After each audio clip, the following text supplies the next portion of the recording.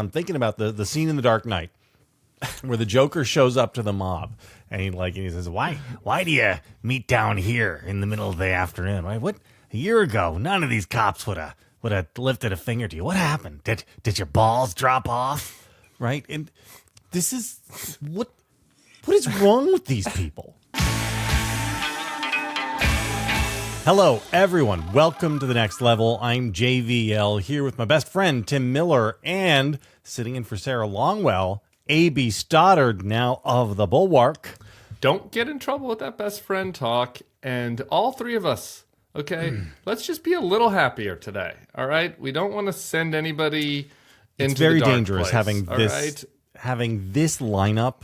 Yeah. This is like put your head in an oven lineup. This is danger. We're not, it's not appropriate, and we are not doing that this time.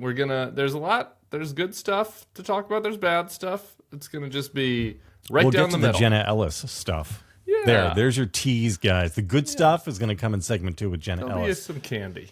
Okay, so everyone has some candy too. Actually, Tom Emmer's we are balls. taping on the morning of Wednesday, October 25th.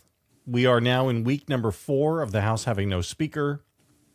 Yesterday, Tom Emmer became the speaker-designate, which is, I guess, a new title that we're all going to pretend exists now.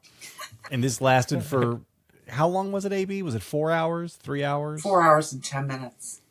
4 hours and 10 minutes. I actually, in the interim, I nominated AB as speaker designate as well from the Innovation But then Party. Warren Davidson of Ohio came for me, and it was all over in minutes. Ugh. So the conference really has no interest in having Tom Emmer as their speaker. I think maybe Mike Rogers is on the clock now. Is that a thing that has happened? No. Or is he already done? No, Mike Johnson, and I think he's gonna. I'm scared of Mike Johnson. I'll give you a little Mike Johnson rundown, and AB knows these folks. But so AB, please chime in if there's anything you need to revise and extend on my Mike Johnson briefing. I'm going to steal a line from Sarah. I don't remember exactly what Sarah's line was about Glenn Youngkin, but it was something to the effect of Mike Johnson is Patrick McHenry in the streets and Jim Jordan in the sheets. Okay, so like he looks like or the other way around. Which way? No, that way. He presents publicly as a very dorky 1984 Gotcha. Republican, who just like whose mom packs his lunch and like is just a very, goes to church on Sunday and doesn't, isn't hungover, doesn't show up late, stays till the end, says hello to the priest after, right? Like the whole deal. He just looks like a good boy. But his voting record has been that of a very bad boy, and so in private he, I think, has done a much better job than, well, better or worse depending on how you look at it. He has been much more willing to suck up to and accommodate and try to win over the hearts of the MAGA crazies than maybe your Patrick McHenry or your Tom Emmers were willing to. And so I think he might be in the Goldilocks zone for getting the speakership. When I looked at that list of 9, he was the one that jumped out at me. He scared me a little. Remember when I wrote that piece about going to the Louisiana Republican convention a few months ago? Mm-hmm. He scared me in that one because he gave taped remarks. He had to be from DC, but the taped remarks were the most normal sounding thing of the entire day. I was there, but yet the MAGA crowd that was extremely ultra MAGA, for folks who don't remember, and this was like everyone there was for Trump. It was the event where everyone said Trump won the debate, even though he didn't show up at the debate. Like this was not a normal crowd. Okay, this was a very Trumpy crowd, and they were super into him. And so I was like, this guy knows how to like work his way around MAGA world, and he has a presentation that won't make him look like a freak show on the Sunday shows. So I felt like when I looked at that list of 9, he was the one that I was worried about from the start as maybe being able to get it. He's also a longtime Christian conservative, so he's got the evangelicals on his side. He was doing "Don't Say Gay" stuff before it was cool. There was a Baton Rouge Republican city councilman that said, "Hold on, I want to get this exact quote right because keep in mind a Baton Rouge Republican city councilman is no Bulwark squish, okay? Like this is." This is the real stuff. He called Mike Johnson a despicable bigot of the highest order, following his 2015 bill about gay marriage. So that's what you got. You got a Christian conservative guy who looks like an establishment guy but votes like a MAGA guy. Was lobbying his fellow House members to support the insurrection. To me, that seems like maybe they might have found something here. I don't know. AB, how do you feel about that Mike Johnson analysis? Yeah, I think what you saw at the state meeting was an indication. He's done a great job of keeping not a low profile, but a no profile in terms of House Republicans. So he hasn't really made enemies, really hard for the Democrats to define. People are Googling him, including Senator Susan Collins, who's chairman of the Appropriations Committee this morning on the Senate side. But she's literally Googling him? Yes, I'm sorry, I missed yeah. this. She was literally Googling She him? doesn't know him, so she told the media that she'll be Googling him. The thing about him, there's several things about him. It's really depressing.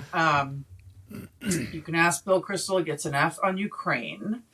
He was the lead on in the House Republicans on the Texas lawsuit. So he's a major stop the stealer, not a coup plotter, but an election denier and a big Trump sniffer. And that was critical to him being able to position himself. In another place and time, we could say, wow, there's this guy who's like a constitutional lawyer and he's on the Judiciary Committee and he's on Armed Services and he's probably grown up and he probably really knows his facts. But if you look at, what constitutional lawyer would be the lead on a case that the Supreme Court threw out and was a joke? And then if you look at his work as a commentator and a columnist and a radio host, it was really championing sort of the Christian conservative cause. And so we know where this is going. And it'll be so interesting to watch him should he not have his candidacy or his designation blow up while we're actually here together, because that still might happen. Sure. But if he is the speaker by the end of this day, boy, is it going to be interesting to see how he navigates, Trump has his back, but he is an unknown backbencher who's going to have to go, from 0 to 80 right away. We know where he's going to be on these issues. He's been civil with Democrats. Apparently he's had some past relationship with Nancy Pelosi where they got along over something. He's polite and he's not a bomb thrower, but we know behind the scenes where he's going to be, and it'll be so fascinating to watch him navigate people who are not going to let him have a continuing resolution, this type of thing in 2030. And that I think is the big hurdle if he doesn't get it, right? That's remaining ahead. Is that like last night during a press conference, he was asked, after he was named as the 19th speaker designate, he was asked about his efforts on the Stop the Steal, and he was asked about the continuing resolution and getting a vote on Ukraine, and he refused. And he said they made fun of the reporter on the first one. Virginia Fox started yelling, "You're an idiot." What did she? No, she said "shut up" twice. Like, shut up. Sorry, yeah, she started yelling "shut up." Acceptable. Yeah, she started yelling "shut up," Virginia Fox, for asking about that. I guess not a legitimate question anymore. You can't ask our elected members about their, attempt to overturn an election. And then he said he wasn't going to talk policy. So that leads me to believe that he hadn't and it's not all locked up, right? Like if he felt like he had the deal, then he could talk policy because they would have come to a deal. And so, there might be holdouts on who knows either side. I don't but he's such an unknown quantity. He could be on the side where he wants to do another CR or not, or that. All that is up in the air still. Two questions for you guys. First is, why would anybody take the job without getting deals on both the Ukraine stuff and the eventual government shutdown stuff within the caucus first? Right? I mean, you can't take the job and then just say like, hey, well, 23 days from now, we'll figure out this other big thing, because then 23 days from now, you're dead. right? Don't you have to, while you have the leverage, because you can say, I could take this job or leave it. No? Am I wrong about this? I think so. They're trying to do that today. Don't you think, AB? Isn't that I think what he he's has got to. left to I do? think he has to have secured the votes with some kind of a deal, and they're all refusing to tell us. That's why they were shouting at the press last night. Yeah, or they don't have everybody on board. He can only lose 4 people, right? So like Thomas Right. Massey, for example, who's going to be a hardliner on all this stuff on the budget side. He's like someone that does Right. actually have an ethos. He's not just a crazy; he's a crazy with an ethos. He went from not abstaining last night to this morning saying he'd be for him. So we don't know what they said during that conversation, but it seems to me like he's ironing out the particulars today, and that might be what blows it up or finishes it. And point number 2, this is just psychology. Why would Jim Jordan go along with this? If you're Jim Jordan and you think America wants you, and this pisher is going to be your boss now, I mean, like, I'm just sorry. I don't think that's how workplaces work normally, right? The guy who thought he was going to run the office is suddenly being told, the water boy, actually, we're going to make him your manager. And like, if Jordan has the power to blow this up, which presumably does, right? Like, he can find 3 Can other somebody people clip that little segment and send it to Jim Jordan's office just for let him review that video? And why and would he maybe go that'll along change with his that, right? Why? I mean, I mean this quite sincerely. If you're Jordan or any of these other guys, why at this point, why not just go to the mattresses?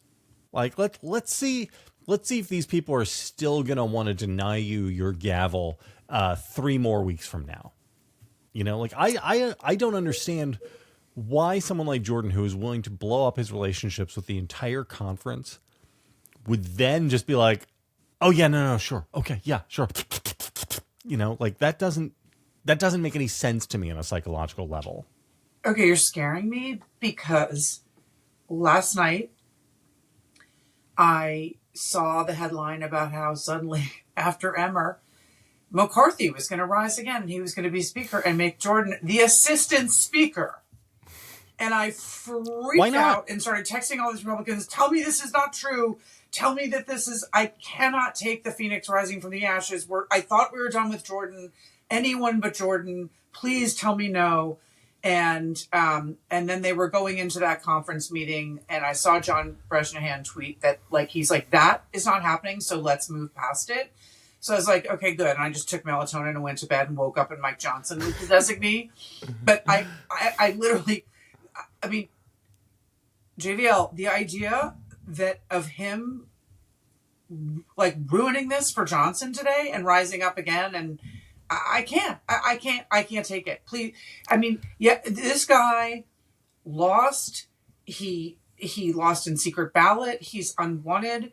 And I mean, because this guy Johnson is like, because he's Trump's sniffer, I don't know, like, what does Jordan have on him that he's like a judiciary chairman who's led like a pathetic impeachment inquiry so far? I don't know. Please tell me it's over. Please tell me that it's over. I think it's over. I hear what you're saying, JVL, about the psychology. I think there's another psychological element here, though, which is that, like, those of us who have, like, a lot, who rate high on the shame quotient, those of us who have a lot of shame and don't like to be humiliated and don't like to be embarrassed and, like, all of this, we might look at the House conference and people like Jim Jordan and say, these guys have no shame. None. They'll do whatever. They'll go along with whatever as long as they stay in power.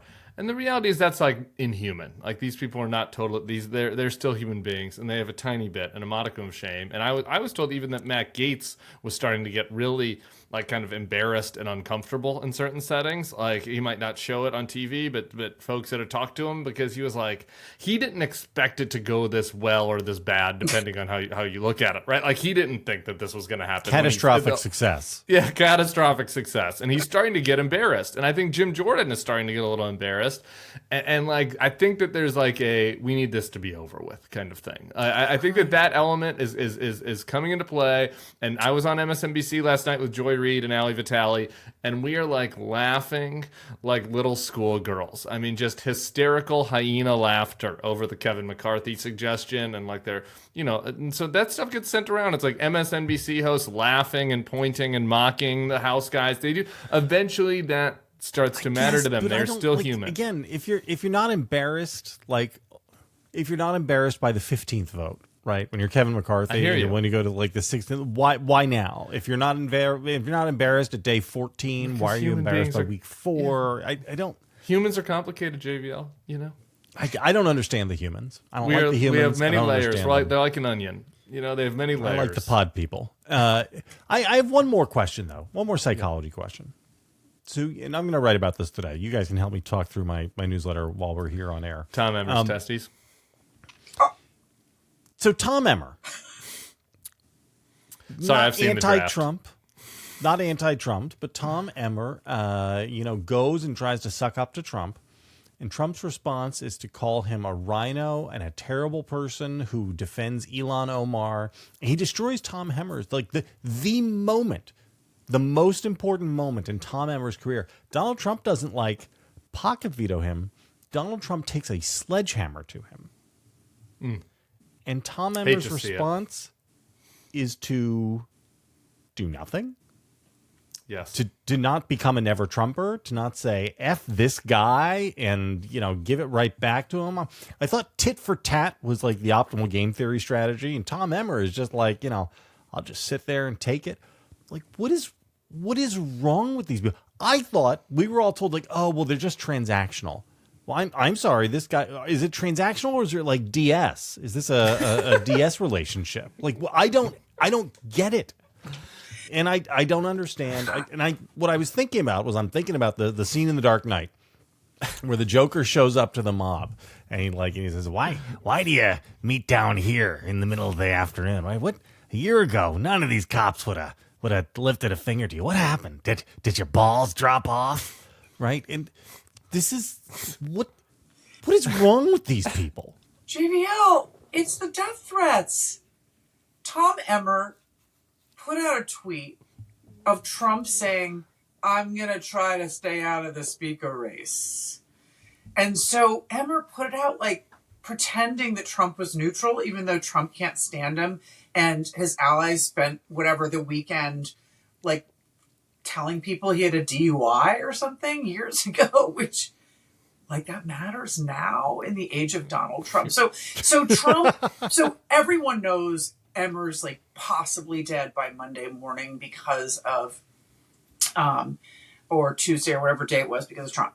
Then he gets that clip of Trump in New Hampshire getting on the ballot and he says, I got to try to stay out. And basically he sends it around as a tweet saying thank you, Mr. President, and tries to sort of snuggle him, but saying Trump's not going to tank me. And that's it. That enrages Trump. And so he sends out a tweet at 2 p.m. yesterday, and that's the end of Tom Emmer. And what you do is go quietly. You do not say F Trump. You do not become a never Trumper. He has enough people in his driveway right now, JVL, threatening his wife and his dog. What else does he have to lose? I mean, this is what I don't understand, right? I don't understand. I can feel this. I can feel this. Go ahead, please. I got it. Well, for starters, he is a beta bitch. Okay? He just is. He's just a total beta. And he's happy to let Donald Trump dominate him. That's one. He should just element wear of the this. GIMP mask.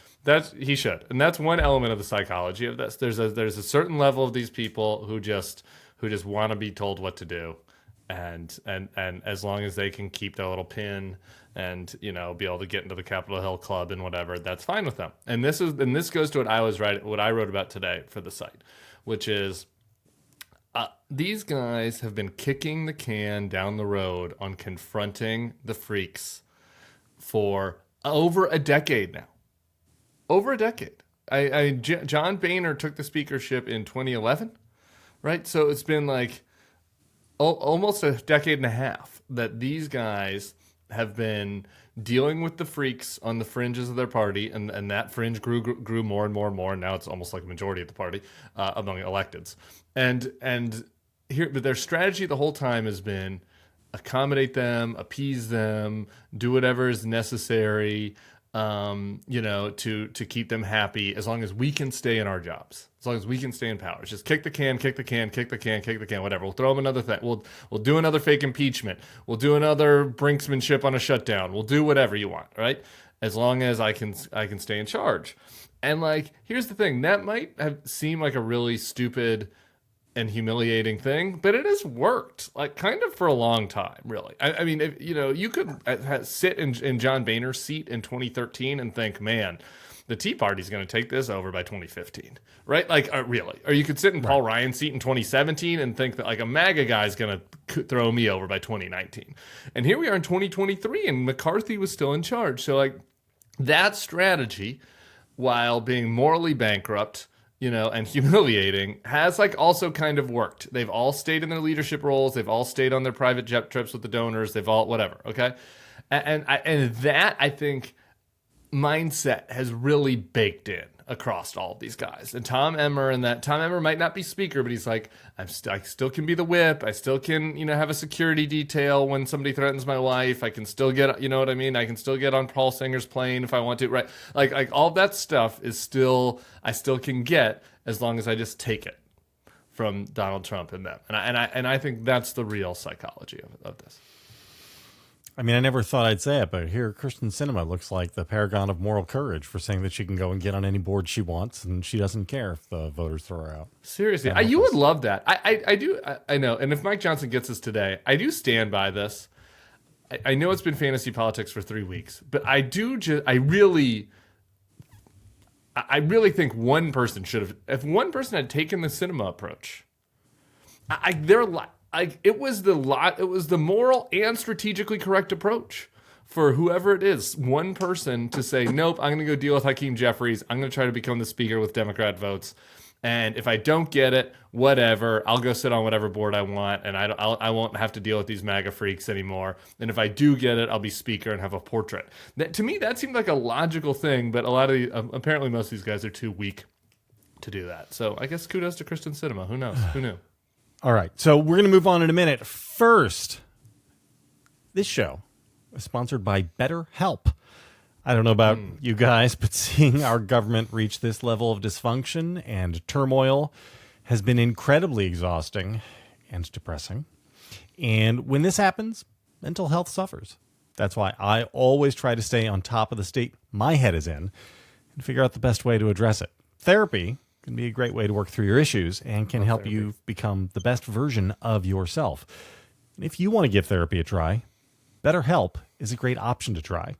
It's completely online and was created to be convenient and flexible to your schedule. Just answer a brief questionnaire to be matched with a licensed therapist to start improving your mental health. Make your brain your friend with BetterHelp. Visit BetterHelp.com/nextlevel today to get 10% off your first month. That's BetterHelp, HELP.com/nextlevel.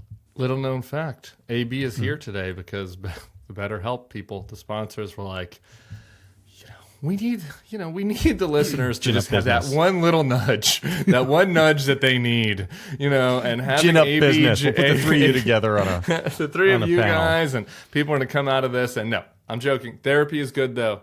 You should get it. I am going to fight for my right to be dragged in here as a sub and only to be told that I'm too dark. Okay? No, we're dark. Tim warned the audience on Sunday that I was coming, and we were doubling down on the dark. And I want to tell you guys, I am brimming with hope today. Not about Mike Johnson, but other things. I have unrealistic optimism about legal peril. And I'm so excited about Jenna Ellis weeping in court and turning on him. Next up, Rudy Giuliani, Mark Meadows. I am so lit today. Okay, I have no darkness for you. I have nothing but tell me. I'm like almost feeling joyful. Like I feel like yesterday was the best news day in so long. I can't even find the words for it. All right, AB, I want to explore this. I love this. As therapists say, tell me more. This is a therapist blogger I know jokes that like basically 95% of his job is pausing thoughtfully and then saying, Tell me more. More about that. So Jenna Ellis, who once upon a time tweeted in response to a liberal critic of Donald Trump, "Cry more," read out her plea deal in court yesterday, which she got to do over video conference, and she wept. She cried more, and I was surprised in our internal Slack. I would say one of our colleagues, whom I love and respect, said, "Boy, she seemed pretty sincere," and I thought to myself, "Are you effing kidding me?" That seems like the most put on thing that I've maybe ever seen. She deserves a Razzie for how bad the acting is. And where were you on this? Tell me as you watch that, because her plea deal made me angrier, AB. I thought she's getting away with it again. No. She is eating shit. But let's back up. So I walked by the TV set, and I had been anticipating, as many of us who pay way too much attention to this, that she was potentially the next flipper, and then that directly leads to Giuliani. So I have been getting excited about this, and seeing it on the Chiron on the TV just made me do a little dance. And then that was before I learned about the weeping. She's a total bullshitter. She's a never Trumper. She tweeted in 2016 that he was a lying criminal, and she went to Kerry Lake summer camp and became a cult member and bullshit her way through, being a real close advisor to Donald Trump, pretending she was Christian. Don't forget that she's a Christian. Yes, I'm sorry. She's such a Christian. She did at one point during the coup. She and the big JC, they're like this. One point during the coup, she believed that there should be a biblical interpretation of the Constitution, which she is not an expert on. She's done some criminal law. Anyway, she was very close with the big boys. She was, I guess, on the John Eastman crusade to stop Pence. She used Pence to stop the certification. Then after that, they would find other ways to lie about, whatever. The whole thing, she went on that tour, as you guys remember, the coup tour, November and December, with Giuliani, showing up in places, stood by him dutifully as the hair dye ran down his cheek. So she's a huge member of the strike force that tried to plot the coup and then stop the certification. Was in the White House, friends with Trump, whatever, really on the hotline. And there's just something, MAGA is now mad at her because she did a GoFundMe for her legal defense. They want their money back because she's, bailed on Donald Trump. Because she rolled like a rat. She's a rat. But it just hit me for the first time because Cheeseborough, we don't really, I don't know, we can't really relate to his part. But there's something about Sidney Powell and Jenna Ellis before a jury. Just something about it started to feel real to me. That I always assume that we will never get a 12-person jury in this country to convict Donald Trump, ever. There will always be one radicalized psychotic person who believes that JFK Jr. and him are going to run next year as a ticket. And I just began to feel for the first time, and I could just kick myself for it. But that maybe, just maybe, by day's end, I learned about Mark Meadows having immunity and him saying that he said that Donald Trump was being dishonest from whatever that was, November 3rd on election night. I started to feel the sort of collective weight of it. And I got really excited that the justice system so far has worked. Even though the January 6th Commission was unbelievable and did absolutely nothing to change Americans' minds, that the justice system is hard at work on our behalf, and it's beginning to bear fruit. And that when jurors sit and listen to people like those Stop the Stealers say, it was total bullshit, and I did it anyway, we just might have the right outcome. Tim, you're coming out of your seat here, buddy. I want to test. I'm just excited to test AB's. And I did not smoke anything before I came to this screen. I think this is great. And I just want to say, I did not AB, my comments about this podcast being dark. I just want to caveat. It's kind of like, in high school JVL wouldn't know about this, but my guess is AB would know about this.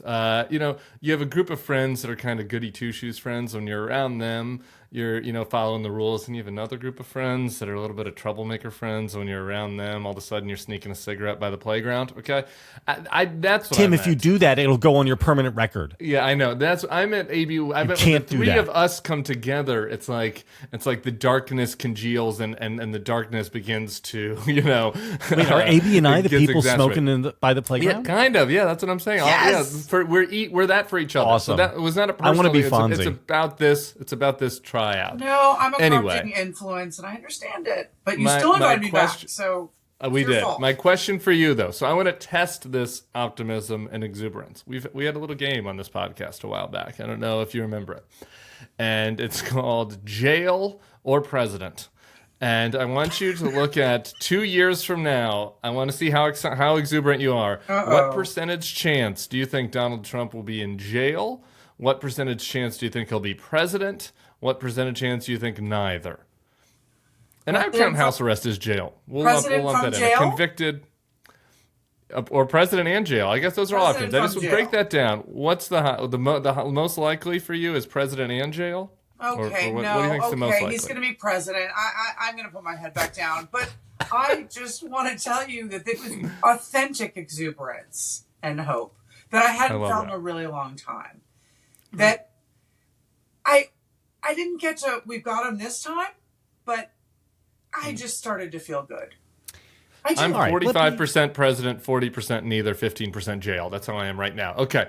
Sorry, JVL, I cut you off. No, here's the thing. A lot of the January 6th protesters at their plea deals, right? They've given very moving testimony about how they were just wrong and they're embarrassed by what they did and what they did was terrible and they can't believe that they got hoodwinked and all of this. And that's the kind of thing that like, okay, great. Whether you believe it or not, you're saying that. And that's what matters.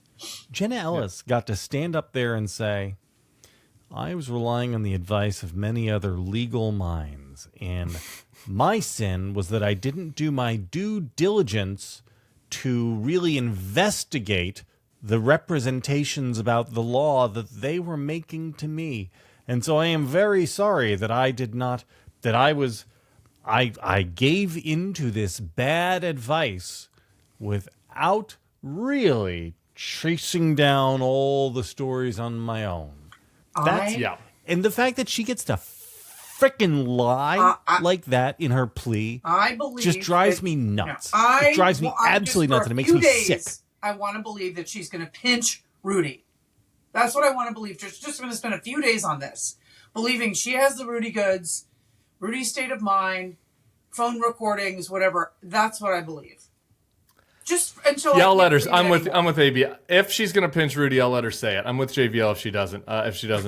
Do that. So I'm gonna trust Fonnie Willis right now. I think that so far the amount of flips we've had is beyond. I think what was the optimistic expectation. When Georgia happened, when that came down, I think that a lot of people were like, this is a very serious, this could be the big one, but it's like, it's not going to happen before the election. You know what I mean? That was kind of the consensus view among legal experts and it's like, okay, well, it's still probably not going to happen before the election, but the timetable is moving a lot quicker than folks were expecting. So I'm putting some faith in Fonnie Willis on that front. I agree with JVL that she's a phony baloney and a liar and she's full of shit and she did know better and she should have to atone for that. I also think her life is pretty bad right now, and so I'm gonna enjoy that level of Schadenfreude. I hear you, Reddit commenter. Schadenfreude, 4 syllables. I'm gonna enjoy that. And I think that her life is bad. I think that all of her old friends hate her. I don't think she has any new friends. I think she cried in court on TV. I think that her parents are embarrassed. Like I think that her life is pretty bad right now, and so I'm gonna. It's not the total comeuppance that I want, but there's something to that, and like we'll see how things turn out. There are levels of bad that you wouldn't wish on anybody. Yeah, and sure. I do not wish any of those levels of bad on Jenna Ellis. Sure. But it does not seem to me that when you say her life is bad, that her life is anywhere near any of those levels. her life seems like, not what she wanted it to be. And that is not the same as being I think she's bad. breathing into a paper bag. It's at not. night. It's not bad enough. I do think she's breathing into a paper bag and hyperventilating. She deserves worse. I agree. I'm just saying it's not nothing. It's not. You know what? Okay. She is telling herself that the Lord has forgiven her, and she's just a fallen sinner. And I mean, aren't we all? And we all are. And so Aren't we I'm all? not even thinking about her life, Tim. I just want her to pinch Rudy, and that's my fantasy right now. I'm with you on that. I think All right. that sounds great. We have another sponsor for the show today. Timothy, take it I'm away. excited about this one. The sponsor is Magic Spoon. Magic Spoon is a cereal that tastes like your childhood faves, but with more protein and less sugar. You know, I don't know about you guys. Growing up, cereal is one of the best parts of being a kid. I do. Same. There's one area where I was a little bit different, though, and I think that probably you're gonna shun me over this, but I was a dry cereal eater.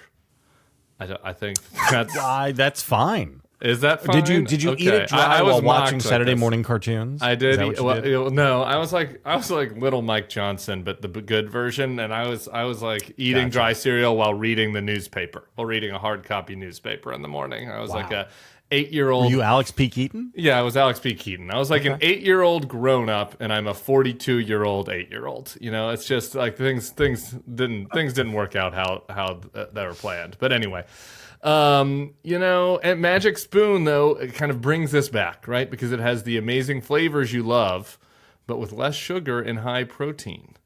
And so there are 4 flavors: cocoa, fruity, frosted, and peanut butter. 0 grams of sugar, but you get 13 to 14 grams of protein if you need that protein, if you're doing your gains, and 4 to 5 grams of carbs. There's only 140 calories in a serving. It's high protein.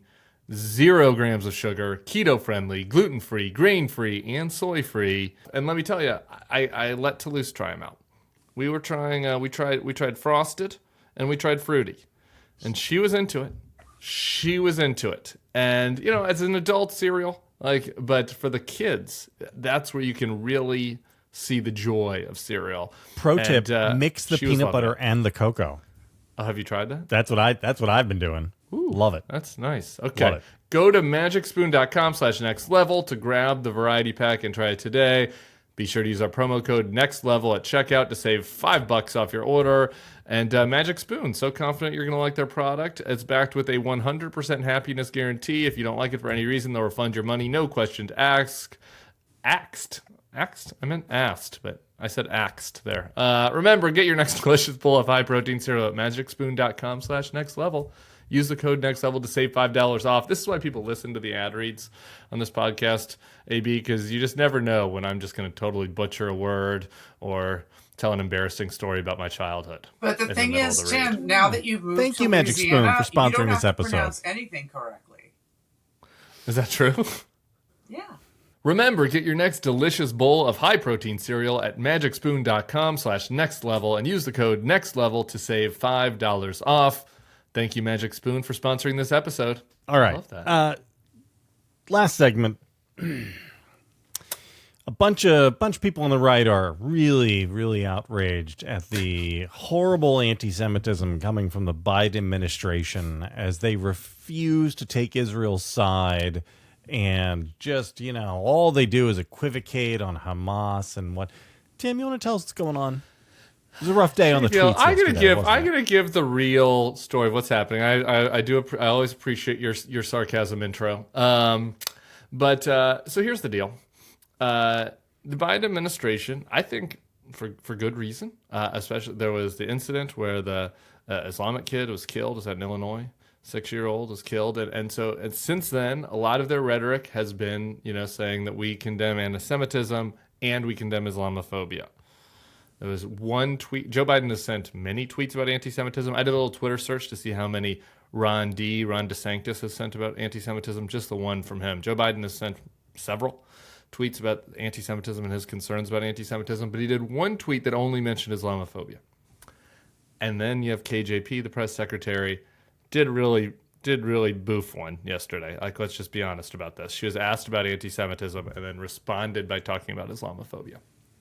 Anyway, so that's a boof. The White House needs to be needs to be careful about this. Everybody needs to be careful about this. Democratic leaders have been pretty darn good at this. We had Dan Goldman on the Sunday show. You can listen to him if you want. Like, anti-Semitism, real problem. People are legitimately concerned. It's a problem in Israel. It's a problem here. There are threats against Jews here. Like, we need to be stalwart about this and clear-eyed about this. That said, the criticism of the White House from the right has been, I think, kind of revealing. And you have a lot of the anti-Trump right folks that just, they're going to have to find a reason to get on board with them next year. They're going to have to figure it out. You know, our you never know, our Ben Shapiro's, our National Review types, they're going to have to find it. They're going to have to figure out a way to get on board. And so they have isolated the KJP Maybe gaffe Trump. and the one tweet.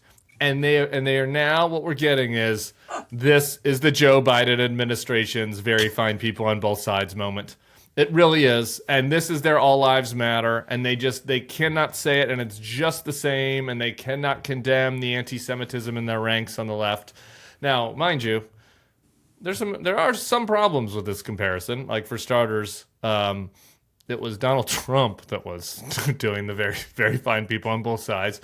And it's like some backbench Congress people that are doing it on the Democratic side. And the fact that Joe Biden has been really, really good, and Bibi Netanyahu is like probably not his cup of tea politically, and is not an emotional man, was like crying and hugging Joe Biden, and people in Israel are thanking Joe Biden. And, so there's some problems with this theory, but they're running with it. There was one tweet about Islamophobia and one screw up by the spokesperson. And now it's kind of like same. Same. Donald Trump might've been cheering on the white nationalists, but Joe Biden one time said he was concerned about Islamophobia, and it's kind of the same. And I don't know, we might be forced to vote for Donald Trump. So, AB, how do you feel about that summation of the state of play?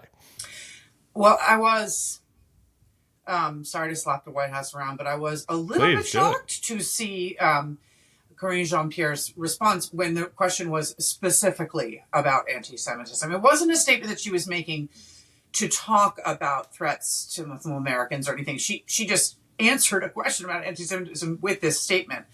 So it was very jarring. And it was bad. These guys on the right have been eating shit for weeks with Joe Biden, sending his Secretary of State over to Israel to hang out at a donation center with Israelis crying in his arms and thanking him. Joe Biden himself then goes to Israel, makes all the right statements initially after 10/7, and then makes this incredible speech that all these Republicans know has been stalwart and an energetic defense that has never once slipped, that has surprised them.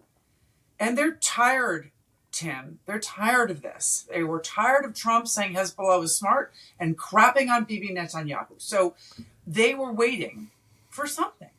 And this was their out. Bill, I'm going to out Bill Kristol in a private conversation, which I don't usually do, but I think Bill will be fine with this. We were talking about this yesterday. He's down in New Orleans. We have an event in New Orleans tonight, Wednesday night. If you happen to be watching this afternoon on YouTube, and you're in the greater New Orleans area, come see us at La Petite Theater tonight. But I was talking to him yesterday, and he was like, here's the thing. There's this like myth that these kind of anti-Trump Republicans and the neocon types that stuck with Trump like have been looking for an excuse to go to leave the party, and the problem is they couldn't because the left is too crazy and blah blah blah, and like that is just wrong, right? Like that, like his point is that is just wrong. They're looking for an excuse to stay. Like Joe Biden gave them every olive branch to say, you know what, we can be united on this front. But that's not what they're looking for. They're looking for an excuse to stay. And so the moment that Karine Jean-Pierre gives them an excuse to stay with an admittedly bad statement, all of a sudden it's like, oh man, Joe Biden's the same as Donald Trump. And like, they are not living in the reality. And we've done plenty on this podcast and on the Bulwark and on other Bulwark podcasts about the concerning stuff that's happening on the left, on campus, and from the squad and others. But like, there has been a robust response, not just from Biden, but my friend Peter Hamby at Puck did an article that quoted Alyssa Slotkin, Richie Torres, Jake Auchincloss, all Democratic reps, criticizing their left flank over this, like with the kind of clarity that we've been begging Republican politicians to criticize their right flank with. And they've done it over and over again, but like these guys they can't take yes for an answer. I just want to add that I think Bill's right and you're right that they're looking for an excuse to stay. But I think the most engaged and well-informed among them are very aware that on this issue, Joe Biden has gotten the attention of Republicans who care passionately about this issue and Republicans who are Jewish or whatever, that this was a serious moment of pause for their coalition, knowing that Joe Biden delivered and was unflappable. So I think that, I don't know that they know that it's like maybe an electoral threat, but if we're looking, right, for Sarah Longwell and Bill Kristol to peel off just a certain number of Republicans in each swing state and keep them at home if they won't vote for Joe Biden and not to vote for Trump, this is part of that calculation. And I think those people like Brit Hume, who praised, Biden's speech, they see that and they see that is a problem electorally to give Joe Biden credit. I just want to read a couple passages from some of the speeches that Biden gave while he was in Israel. He says, the truth of the matter is, if there weren't in Israel, we'd have to invent one. You don't have to be a Jew to be a Zionist. And I think the security and safety of Jews worldwide is anchored in the continued vibrance of the state of Israel. Why is it? Why did he believe that? Because, as he said in one of his other speech, there have been millennia of anti-Semitism and genocide of the Jewish people. And that October 7th was, again, this is Joe Biden, just another one of these, right? Just another scar left by millennia of anti-Semitism. So, I don't get it. And it's not... I mean, of course it's disingenuous, but it shows that they really care much more about finding a reason why they can support Trump than they do even about the foreign policy, which drove everything, right? I mean, and those are really good, clear statements. And by the way, and it's not, and because, and here's the way, you can say that being clear-eyed, that there are people on the left that don't feel that way, and that, in my view, have really wrong views on this, on Israel. And it's because those folks exist within Joe Biden's coalition that it makes the fact that Joe Biden has not equivocated on this even more laudable and noteworthy, right? Like, it's a higher degree of... Right? The sister soldier, right? Biden's had his sister soldier moment on this. And in fact, I think you could say very accurately that Biden's leadership within the Democratic coalition has actually moved some Democrats on this, in people who you would not have expected, right? AOC has been not great, but AOC has been better. Fetterman has been like, this is amazing on this. I know. So if you are a person who cares about the foreign policy issue, Biden is not only doing the right thing, but Biden is turning the Democratic Party to be on your side of the issue. Why wouldn't you welcome this, right? This is the equivalent of if we had a Republican who was going to run on climate change and environmentalists on the left attacking that Republican, right? Instead of being like, yes, great, we can get the Republican Party. And they probably would do that, by the way. And so that's, and they would deserve to be criticized. But they would deserve to be criticized. Fair enough. All right. Guys, good show, long show, not nearly as depressing as I thought it would be. It was great, uplifting. Even though AB never really told us the Trump presidency versus jail answer. We never got give us your clear answer. It's hard. I mean, you don't want to end on a dark note. Right. Why did you bring this up so that I would end on a dark note? You're trapping me. Yes, Great it point. is true that I think if the election were held tomorrow, he would win. So it's hard for me to get beyond that right now. But 55% president, 0% jail, 45% neither. There. Okay. That is the answer. That is the correct answer. There you go. Yeah. There you go. Yeah. That's brought to you by our friends at BetterHelp. BetterHelp. Excuse me. BetterHelp. Sorry. Right. Smasher, you got to fix that. And that's brought to you by our friends at BetterHelp. All right, guys, good show, long show. AB, thanks for being here. Tim, I'll see you on Sunday. Have a great show in New Orleans, my friend, and we'll be back again.